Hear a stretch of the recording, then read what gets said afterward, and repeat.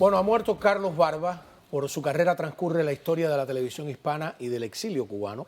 Para hablar de ello, alguien que le conoció muy de cerca, el presidente de nuestra cadena de radio y televisión, el señor Carlos Basayo. Carlos, bienvenido, ¿cómo está?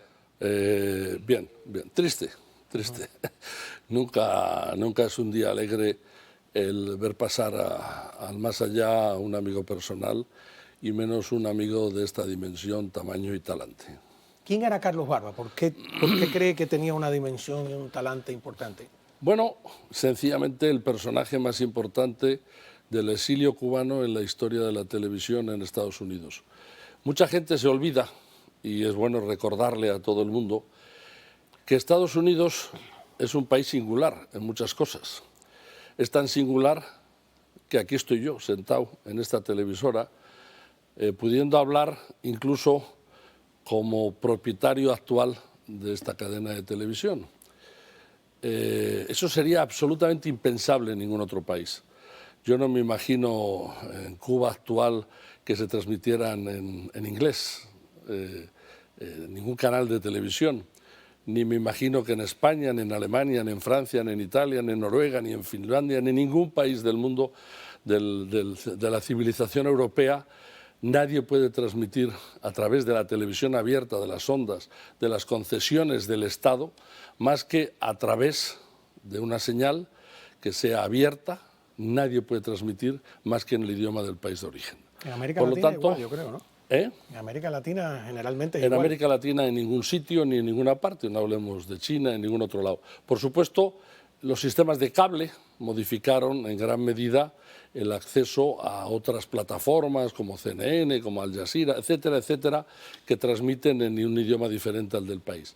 Pero la televisión abierta es por concesión de las ondas del gobierno. En España era impensable, 25%, ahora con la Comunidad Europea igual. Y bueno, aquí también era impensable, más del 25%, de hecho era impensable, pero producto de unas operaciones de la bancarrota, etcétera, el FCC me concedió el 100%. Pero olvidémonos de que me lo concediera o no me lo concediera, olvidémonos de que sea el 25%.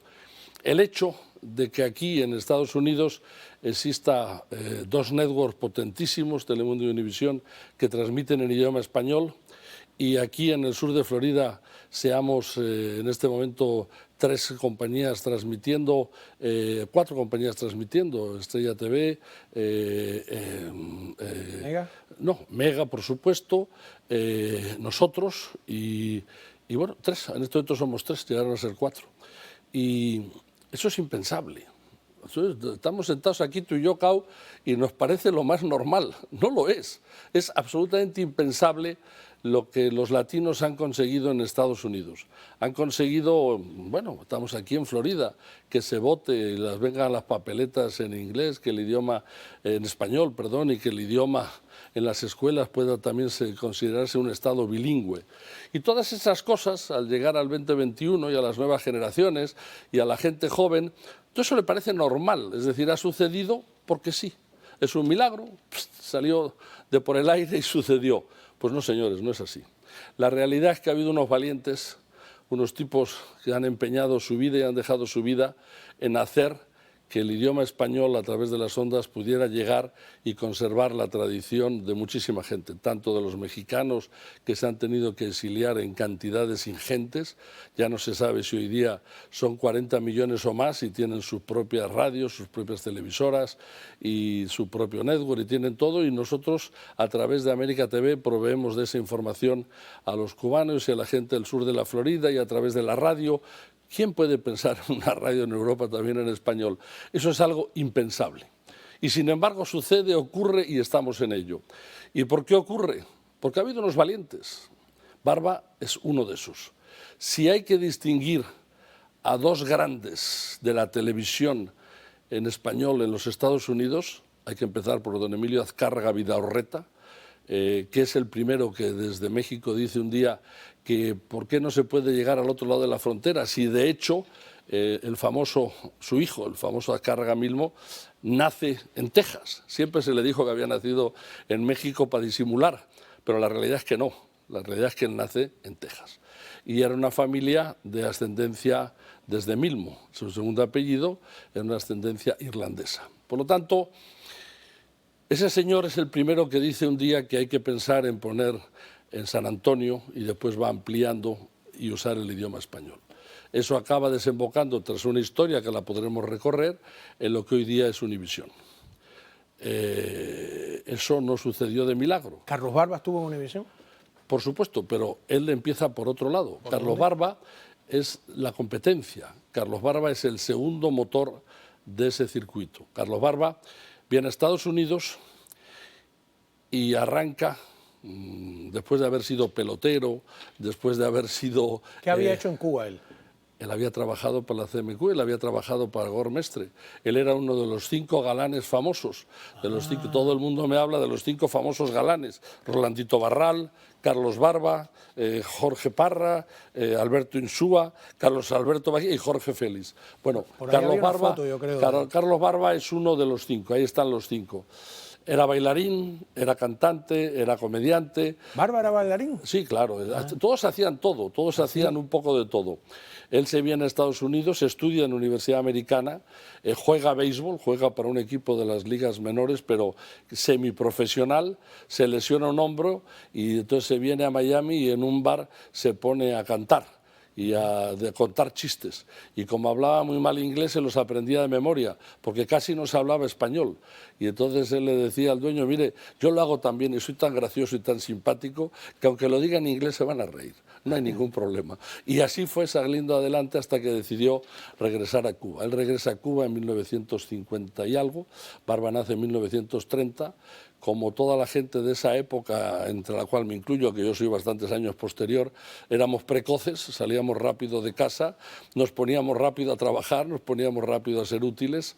No hay que olvidarse que a los 16 años ya te podían reclutar para el servicio militar, ya te debían de considerar un hombre, ya estaban dispuestos, bueno, ya estaban dispuestos para que fueras a que te mataran. Mal estaba si te podían matar y no podías trabajar y ser responsable, difícil era. Por lo tanto, Barba tiene esa etapa hasta el 59. Disculpen la interrupción, ahora que veo eso de CMQ. He oído que esa famosa transmisión, que es la primera transmisión, digamos, satélite de un juego de béisbol de los Yankees, Carlos Barba interviene con Gore Mestre en ella. Bueno, esta es una discusión que acabo de tener en el despacho con el señor Cosillo, que es la memoria histórica de esta empresa. Dice el que no. Entonces, como no le puedo vencer, porque es imposible, vamos a decir que si no es la primera, es la segunda. Y él va en el vuelo, un DC-3 que Gore Mestre había comprado, como parte con los ingenieros, acompañando a los ingenieros, para transmitir el juego de pelota de la Serie Mundial. Él es parte de eso. Da igual que fuera el primero, que sea el segundo, la realidad es que él es parte de esa transmisión, que es una transmisión histórica, porque hasta entonces se tenía que hacer a través de ondas hertzianas, y yo te lo paso, tú me lo pasas, nos lo vamos pasando, y es complejo. Aquí lo que hicieron, disculpe, para el público, es que pusieron un avión en el medio, transmitían un avión dando vueltas, porque el avión no puede estar quieto. Claro. El avión estaba dando vueltas y recoge la señal de los Cayos, porque era la más cercana. Recoge la señal de la Serie Mundial en los Cayos y la transmite a través de las ondas, la deja caer sobre Cuba, sobre La Habana, y de ahí se distribuye a través de las diferentes antenas en tierra para toda la isla. Y eso hace que sea una de las primeras transmisiones, creo que... Se adelanta el satélite. Se adelanta, bueno, es el principio del satélite, es el principio básico del satélite, que no está muy lejos de lo que quería Radio y Televisión Martí con el famoso, con el globo y toda esa cosa. O sea, siempre volvemos al mismo punto, ¿no? El aire se supone que es libre, pero a la hora de la hora no siempre lo es, ¿no? Entonces él participa de eso, él se mete mucho más en lo que es Gore Mestre, que es su maestro, y viene el fatídico 59 y él, raudo y veloz, emigra a Venezuela. Y llega a Venezuela, donde el amo y señor de la televisión era otro cubano. La vida es así. Estos cubanos, ya se sabe, se metían por todas partes. Que es Cisneros, ¿no? Que es Cisneros. Que acaba de morir. No. El que ha muerto es el hijo. Ah, el Que hijo. ha muerto el hijo. Cisneros padre es el que distribuye la Pepsi-Cola y convierte Venezuela en el único país del mundo que la Pepsi-Cola se bebe más que Era la más Coca-Cola. importante que la Coca-Cola. Y lo hace a través de vender totalmente el producto a través de la televisión. Sabe usar también la televisión, que convierte su compañía, todo lo que vende y todo lo que ofrece, en un éxito tremendo en Venezuela. Y ahí surge Carlos Barba, y ahí empieza a trabajar con ellos, y años posteriormente acabaría siendo íntimo amigo de Gustavo Cisneros, que es el hijo, que acaba de fallecer con 78 años, penoso. Los dos, digamos, grandes taicones de la televisión en español, Emilio Azcárraga y Cisneros, que fueron socios en el lanzamiento del primer HBO sobre el espacio de América Latina, también fueron socios ellos dos. Pues ambos fallecieron muy jóvenes. Azcárraga en este momento ya hará como, quizá 15, 17 años que murió. Era mayor, por supuesto, que era mayor que Cisneros. Cisneros ha muerto muy joven, ha muerto con 78 años. Barba ha muerto, no sé, era tan vanidoso que no he conseguido descifrar, así como se le ve ahí de elegante y bien peinado, así era de vanidoso.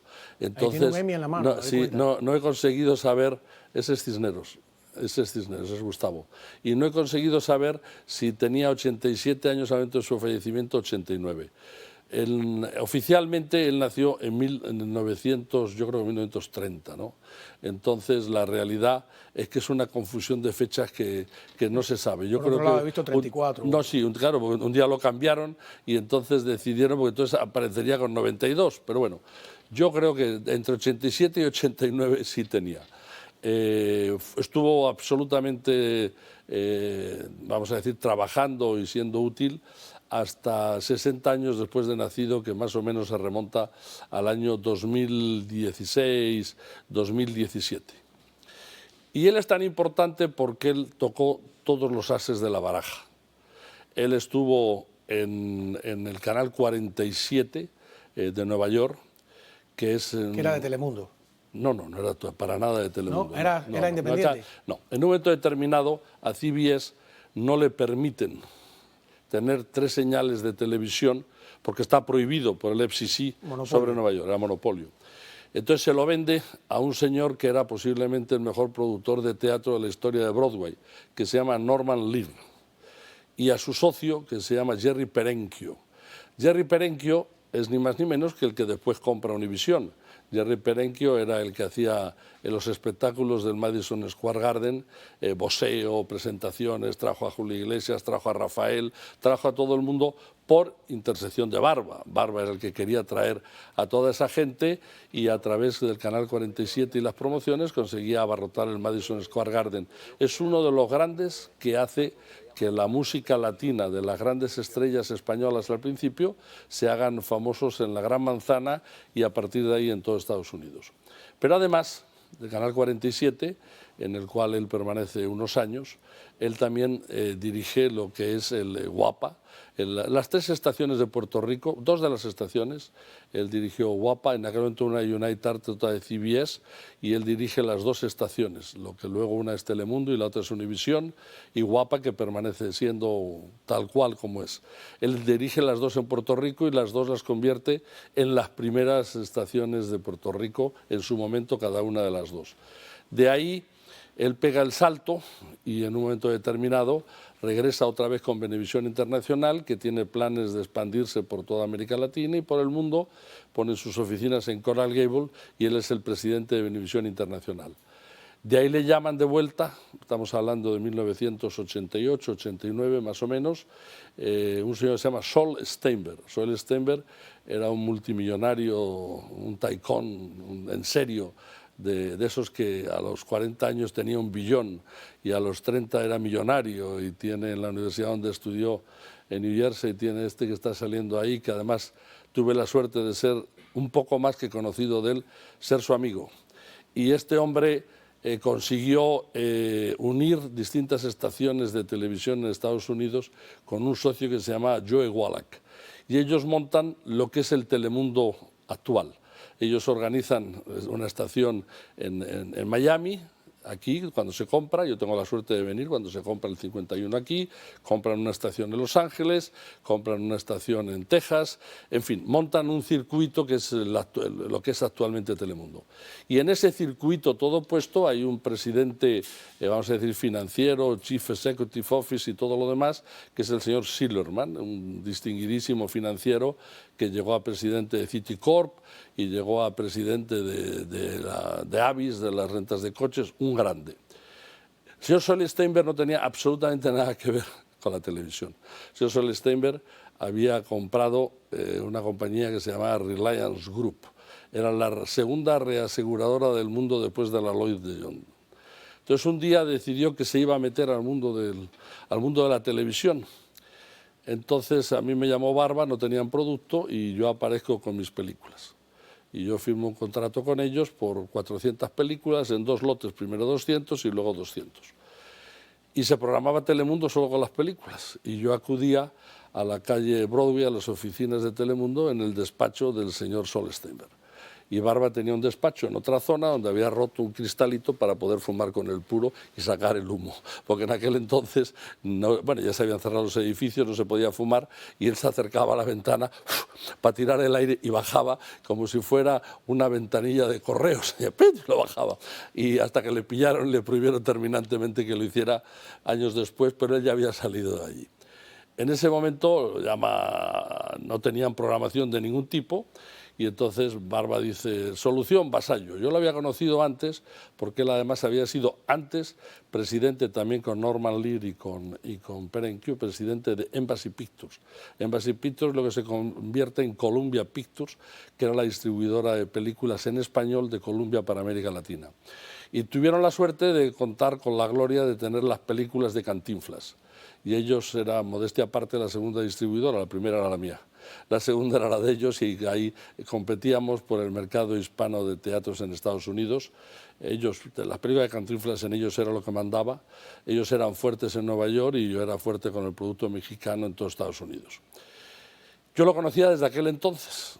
Entonces, al principio, en Telemundo empezaron a pasar unas películas que yo no tenía claro que tuvieran los derechos. Le llamé a Barba y me dijo, chicos, todo lo arreglamos ahora mismo, vente para aquí, y ven a Nueva York. Y entonces yo le dije, oye, en Nueva York no pinto nada, ven a Nueva York. Y yo fui a Nueva York y conocí a este señor Sol Steinberg.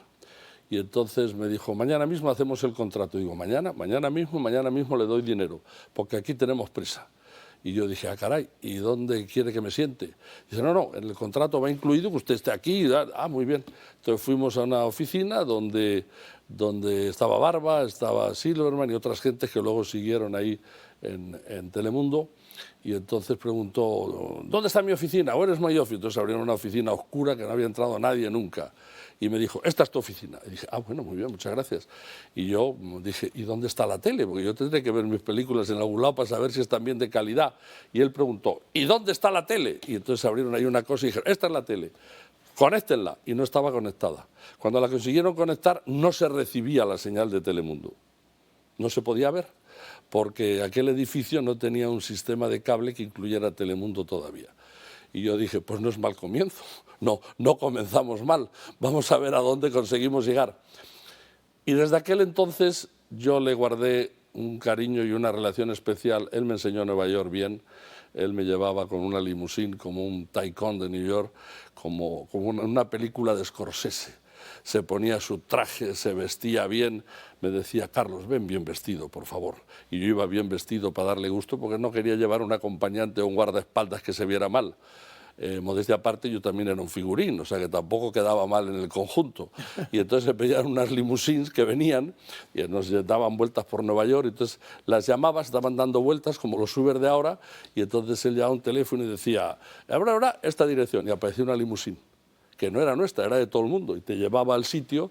Y entonces yo conocí Nueva York, la verdad, que gracias a él entendí lo que era ese Nueva York, que ese Nueva York de Wall Street, ese Nueva York de Sol Steinberg. Y un día Sol Steinberg me dijo, al poco rato me dijo, tenemos que hacer el upfront. Y yo, que el inglés no lo dominaba muy bien, digo, ¿qué es eso del upfront? Dice, cuando presentamos el producto porque lo vamos a vender.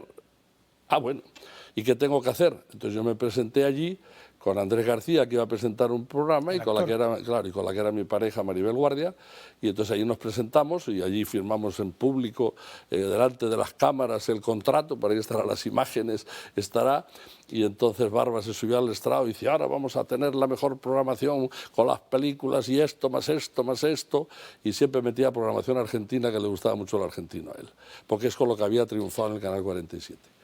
Y en un momento determinado yo le digo a Steinberg, ¿le gusta cómo habla? Y dice, mucho. Y Barba se hizo líos, ya no podía seguir en inglés y cambió a español. Y entonces él se me quedó mirando y me dijo, ¿qué dice? Digo, dice que esto va a salir fenómeno. Y me dice, bueno, no sé qué dice, pero me da la impresión que lo dice muy bien, ¿verdad? Digo, lo dice maravilloso. Y cuando pasó un rato yo me le quedé mirando y le digo, Sol, ¿tú por qué compras? ¿Por qué haces un network? Ya has metido 300 millones de aquellos, 400, ¿por qué haces esto? Y él me dijo, ¿tú no sabes con quién estoy casado yo? Digo, yo no. Dice, yo estoy casado con la hija de uno que tiene una cadena de televisión de CBS, uno de los dueños, y yo no voy a ser menos. Y yo le dije, pero Sol, es en inglés, tú no hablas español. Ah, pero tengo un network, yo también. Y esa fue la historia, así se hizo. De ahí Barba, pasó tiempo, salió de ahí, se vino a Miami.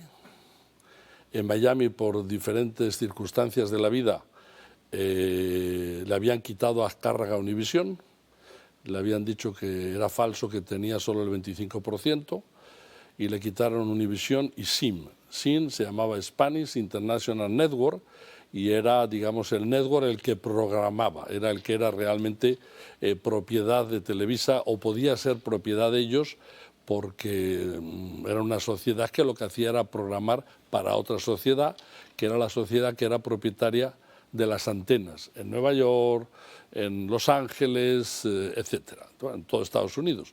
Originalmente esa compañía se llamó Seven Hills, 7 montañas, porque es las 7 posiciones donde era imprescindible tener las antenas para poder cubrir los mercados hispanos.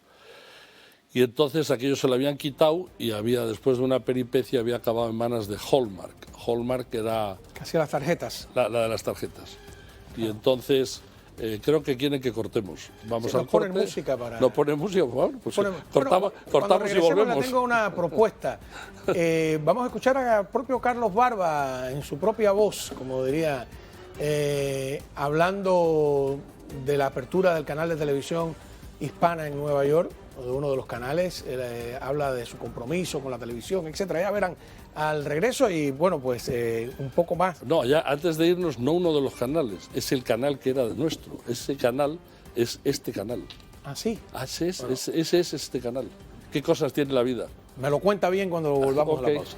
Seguimos conversando con Carlos Vasallo, ¿no? La idea de por qué, esa frase que es suya, se la copio y se la lanzo, de que por la carrera de Carlos Barba pasa la historia de la televisión hispana y del exilio cubano. ¿Por qué? Por supuesto, porque Carlos Barba representa el epítome del exilio cubano. El mejor ejecutivo en aquella época era Goizueta en la Coca-Cola, y él era el mejor ejecutivo en la historia de la televisión.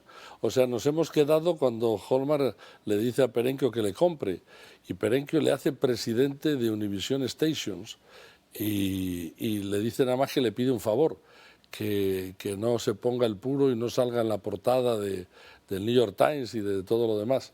Él durante un año respeta el acuerdo y al año, por supuesto, se pone el puro y sale en la portada del New York Times y de Fortune, y Perenchio lo cesa. Pero durante 2 años también fue el presidente de Univision. Entonces ya tenemos un señor que fue el presidente del 47, el primer canal latino importante de Nueva York, que maneja los 2 canales importantes, ahí está la portada de Forbes, los 2 canales importantes de Puerto Rico, que se hace presidente de Telemundo, que se hace presidente de Univision.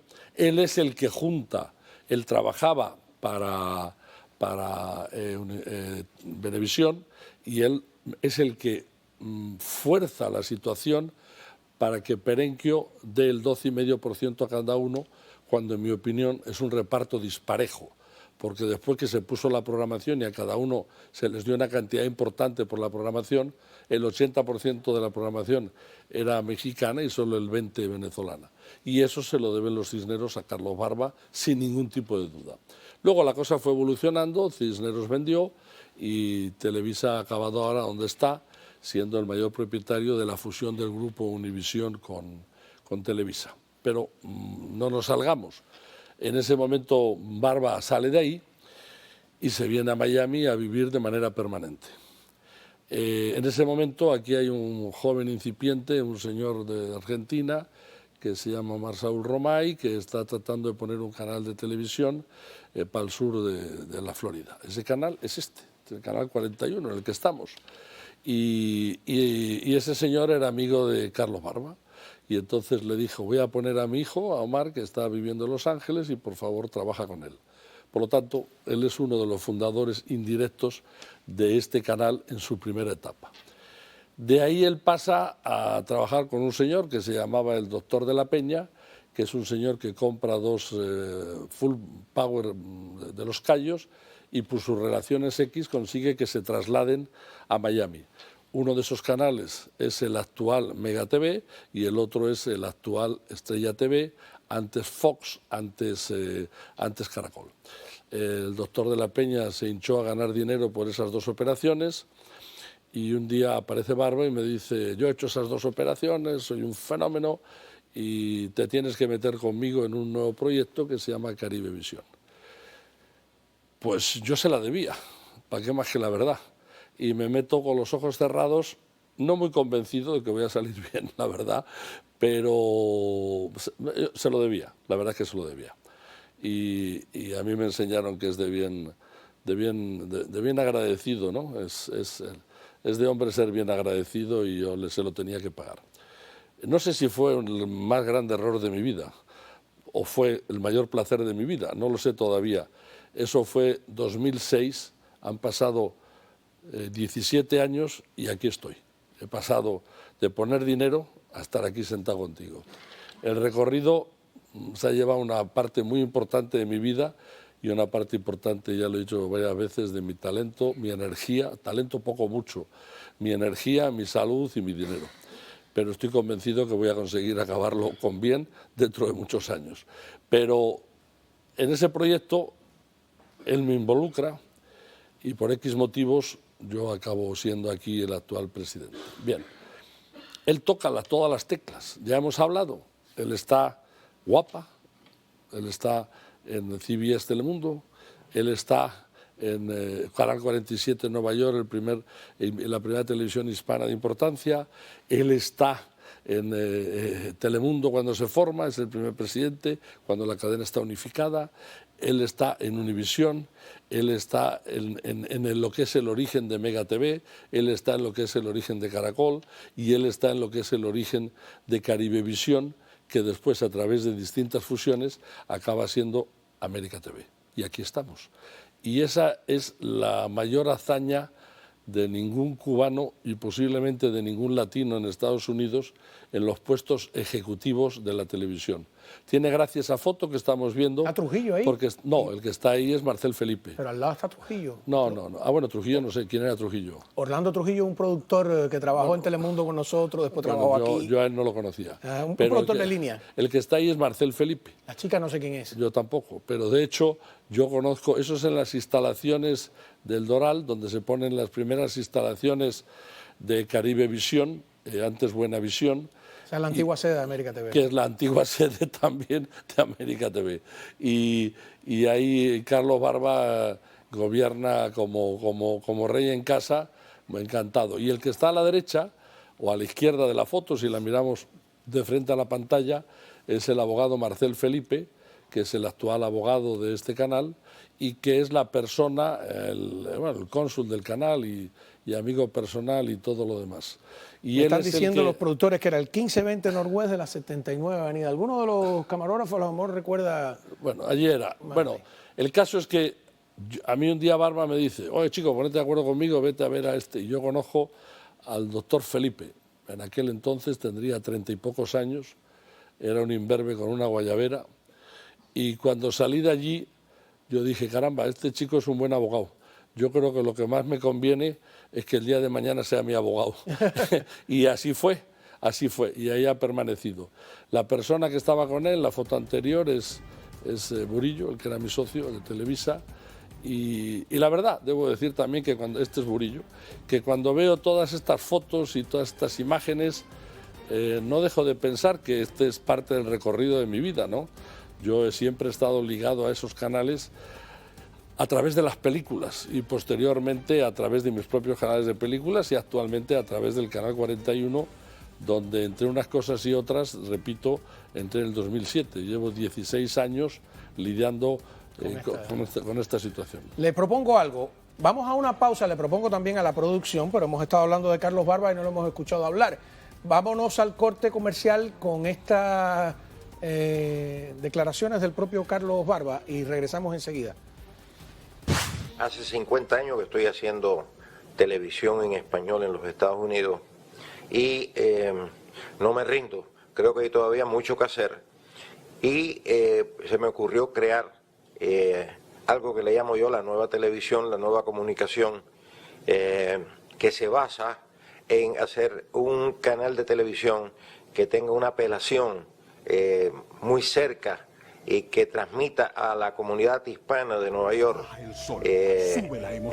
la alegría, el sentir de todo un pueblo hispano que está lejos de su tierra y que gracias a los medios de comunicación, a la televisión, al cable, al internet, a todos los recursos, al radio, pues creamos buena visión, buena visión. Bueno, ¿qué pasa?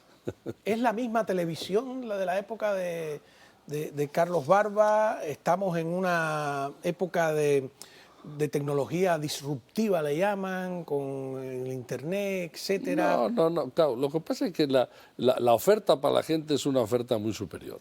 La oferta es una oferta donde si quieres oír una canción vas a esto, si quieres ver esto vas aquí, hay una gran oferta.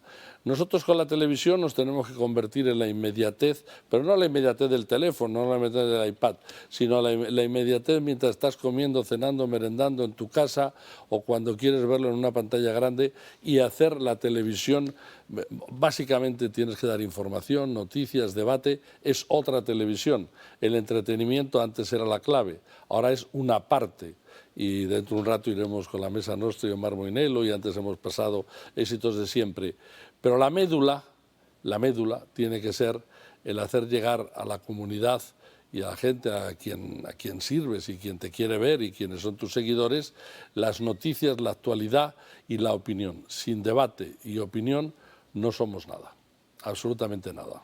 Usted dijo inmediatez, que era una frase que usaba alguien que no quiero terminar el programa sin recordarlo, que es Omar Marchán, con quien trabajé en Univisión, en Telemundo y en Radio Única, y que trabajó en una de las películas que usted produjo. Sí, todos los días un día. Bueno, siempre en el mundo del espectáculo mueren de 3 en 3, no sé muy bien por qué, pero ha muerto Cisneros, ha muerto Omar Marchán y ha muerto Barba. Pero hoy, yo ayer, cuando me dicen esto, yo me quedo desolado, esa es la palabra correcta, porque un pedazo de mi vida se va con él. O sea, es decir, evidentemente no dejó de ser alguien que me enseñó en algunos aspectos de la vida. No dejó de ser el pequeño Kung Fu, el pequeño maestro, el pequeño saltamontes. Yo era muy jovencito, yo tenía en aquel entonces 30 años, entonces 30 y tantos. Y no deja de ser un momento en el que recibes y eres capaz de asimilar las enseñanzas.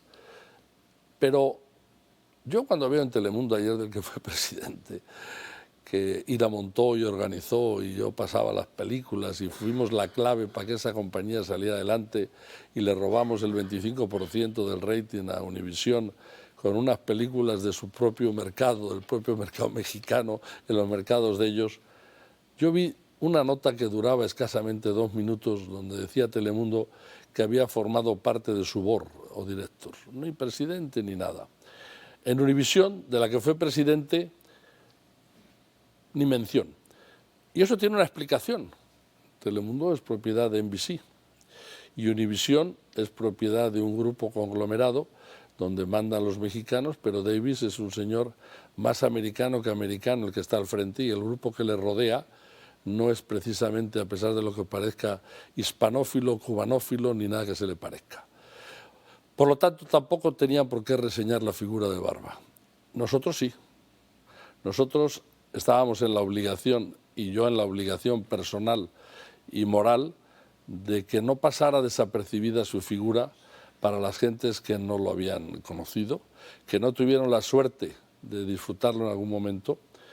Era un gran cuentacuentos, un gran conversador, una gran historia detrás, y estoy contento de que hoy hayamos podido glosar su figura y hacérsela llegar a todo el público. Pues muchísimas gracias, Carlos, por haber estado aquí y recordar, pues, a través de la vida de Carlos Barba, la propia vida de la televisión hispana y del exilio cubano.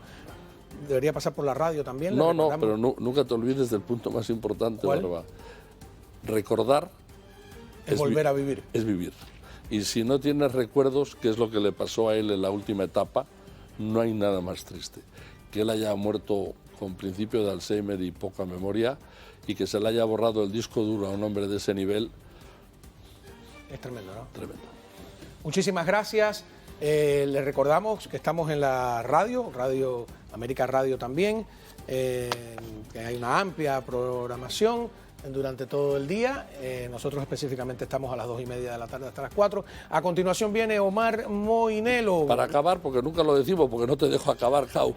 Arrancamos a las 6 de la mañana, estamos hasta las 7. 11 horas de información y noticias. ¿En la radio? En la radio. Y aquí le añadimos 9 horas más. 20 horas al servicio de la comunidad. No está mal.